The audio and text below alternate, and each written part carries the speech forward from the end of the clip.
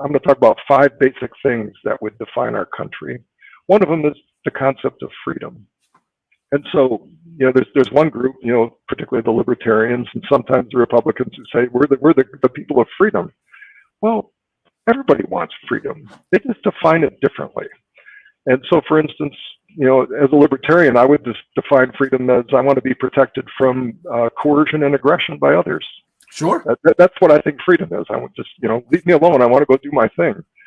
Other people see it very differently. They want to be free from the necessities of life. FDR described as, freedom from fear, freedom from want, freedom from, whatever. They want the government to protect them from reality almost, to protect them from the entropy of being a living entity in the universe.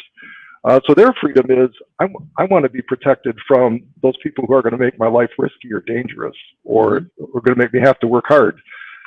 Versus my freedom, which is just leave me alone. I just want to go do my thing. But everybody wants freedom. But that cultural divide is very powerful in this country.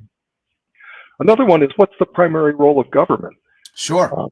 Again, as a libertarian, I would look at it as, well, the primary role of government is to protect life and property. I mean, when you pare it down, that's why it exists. People enter into society to become safer, not less safe. But a lot of people now see government as a tool for imposing on others. Oh, yes, that becomes the norm. That they have this view of, well, I want the world to be this way, or I want to have this thing, or I think there's been this injustice done somewhere, or this needed to be fixed. So now I want to use the power of the state is used to impose on people. So it's no longer the protector of life and property. It's a force that's impositional. Another cultural divide that's tearing us apart is, what is the nature of responsibility in our society? Yep. As I was talking earlier, that's been turned upside down, my friend. That has been turned completely upside down. Absolutely. When this country first started, it was very much a concept of, you're responsible for yourself, that you have obligations to not only take care of yourself, but to protect yourself and make your own life better. That's your responsibility. And in order to do that, you have to be a decent, upstanding person in the community, or you're not going to succeed at that. That's been turned on its head. And now your responsibility is not for yourself, it's for everyone else.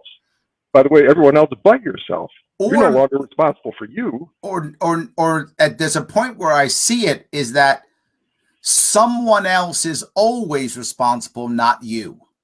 Right. Right. And I think that's one of the reasons that we see a growth in government. There's many, but I think one of them at a personal level is, if it's government's responsibility or anything that's big, right? It's the corporate's responsibility. It's the government's responsibility. It's this, then it's not mine. Then I don't feel guilty. Then I'm safe. I'm better because it's not responsibility. It's theirs.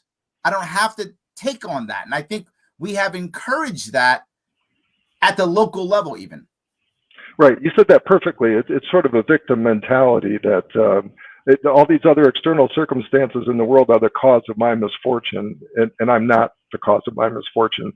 But what happens in a collectivist state that tries to push that culture is that, well, you may not be responsible for yourself and you may be a victim, but everybody's responsible for everyone else. We're all in this together. And so you've given up your individual sovereignty in that bargain. And it's a terrible bargain to make, in my opinion. Another area where we've really separated ourselves as a country is in the concept of wealth creation. And, it used to be, and again, as a libertarian, I think wealth is a responsibility and a function of individual effort, risk-taking, making the proper investments that you need to make, and sacrificing along the way in order to gain some wealth. There's a whole nother school of thought now that says, well, wealth somehow magically exists. It came into being over the course of the years, and probably some injustice occurred and it was stolen by colonialists or by racial imperialists or whatever. But now that wealth somehow exists now, and the only function is, how do we divide it up equitably? And those are two very different views of the world. That one sees the world as, I'm going to take that wealth simply because I think I deserve it, and there was some injustice done, versus someone saying, well, I'm going to go get that wealth simply by earning it, creating, inventing, and taking a risk.